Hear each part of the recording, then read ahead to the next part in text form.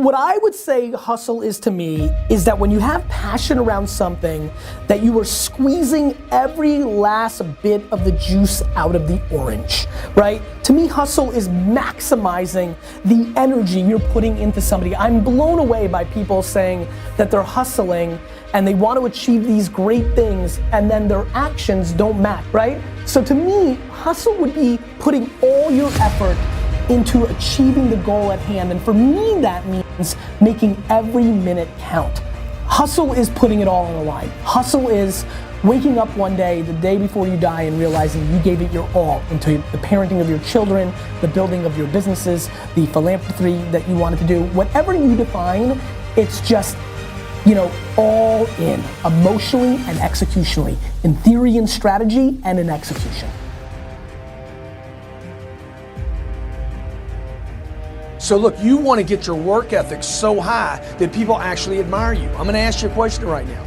Do people know you because of your unbelievable work ethic? If you can't answer yes to that, man, you're not going to get in that top 10%.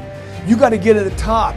People have to know you, not because, oh, he's a good salesman. Oh, he's a good this. Oh, he's an artist. Oh, he's a good pianist. Oh, he writes a great, story. No, dude, people need to know you for one major thing first. He works. He produces. The guy's there every day. The guy's pushing and shoving. Because the truth is, no matter how good your ideas are, how good your art is, or how good your skill set is, if you're not working, man, if you're not vibrating at a frequency that people say, my God, how does that guy do all that? If you're not vibrating at that rate, 10x levels, massive action, tremendous work ethic that's just a muscle now, and it's just a discipline in your life, and it's a normal way that other people think is abnormal. Ryan Seacrest, Tom Cruise, Oprah, Steven Spielberg, still pumping and working as a billionaire. Look, if you're not working at that level, you're not going to make it. Get your work ethic in, man. It's the American way. Work ethic. I come here to remind you that there's only one thing you can do.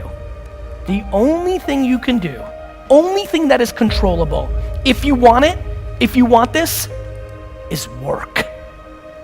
Started using the word work more than the word hustle, just because I want everybody to understand what we're really talking about here. Nobody you know has become successful outside of it being given to them from their family. Nobody you know has actually created success without working their face off. It doesn't exist. So you can sit and talk about luck, and you can sit and talk about this, that, or the other thing, but I promise you, the only controllable thing you have is your work ethic. I implore you to start matching your work ethic and your actions to your mouth. If you're gonna be a billionaire, you need to realize that most people that create $1 billion worth of wealth don't do anything besides work every single day of their 20s and 30s. Most people never achieve their goals because most people suffer from possibility blindness.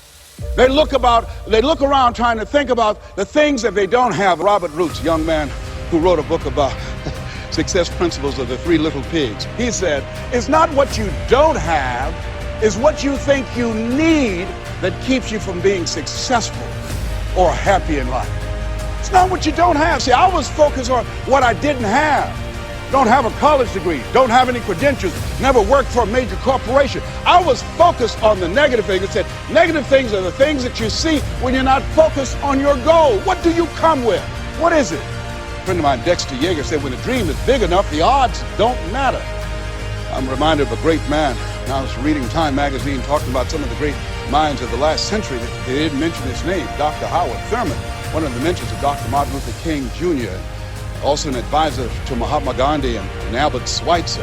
And he said, the ideal situation for a man or woman to die is to have family members standing around their bed praying with them as they cross over. But imagine, if you will, being on your deathbed and standing around your bed, the dreams given to you by life, the ideas that you never acted on, the talents, the gifts, the abilities that you never used. And there they are, standing around your bed, looking at you with large, angry eyes, saying, we came to you, and only you could have given us life. And now we must die with you forever. And the question is, if you die this very moment, what will die with you? What dreams? What ideas? What talents? What leadership potential? What greatness that you showed up to bring? That you allowed fear or procrastination to hold you back. Perhaps that's why Henry David Thoreau wrote the words, oh God, to reach the point of death, only to realize that you've never lived, only to realize that you've never scraped the surface of your potential.